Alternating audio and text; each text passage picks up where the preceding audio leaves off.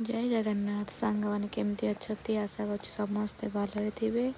आज मु गोटे नुआ रेसिपी आनी चलो तो तार बनवा। फास्ट किसी अटा नहीं गली तापर टिके लुण ताको पानी दे भल भाव में डो प्रस्तुत करदेली। किसी समय घोड़े रखीदेली। तापर गरम कड़े गरम करदेली से जीरा कटिଥିବା पियाज तापर टिके लुण पकई मुझे फ्राए करदेली। किसी समय पर तापर टमाटो टे हल्दी मसला गुंड ये सब पकई भल भाव फ्राए करदेली। फ्राए कर सारा पर टिके पानी देकी मसला कषी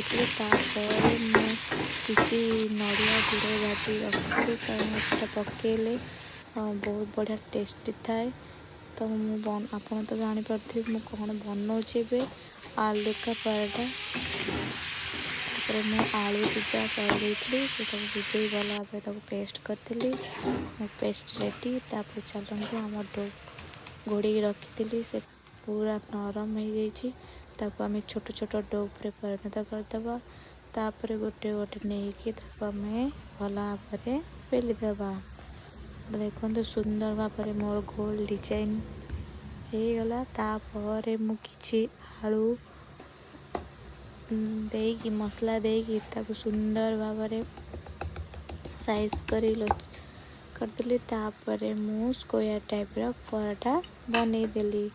आपण मैंने भी टाइप बनातु खातु और केमती लगिला मते कमेंट बॉक्स से जनातु।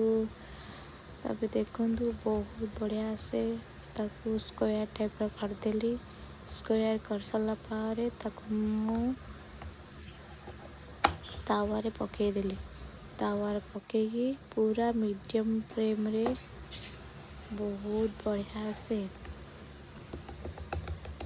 करवा और खाइबा केमती लगिला कमेंट बॉक्स में जणाइबे।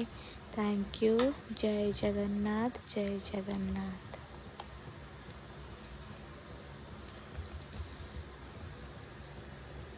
पे बहुत बढ़िया से हो देखते केमते सुंदर भाव में बनाऊँगी। आप ये टाइप बना तो खातु पराठा तो आम ट्रायंगल टाइप बनाऊे ना कि गोटे थर स्क्वायर टाइप बनातु और खातु।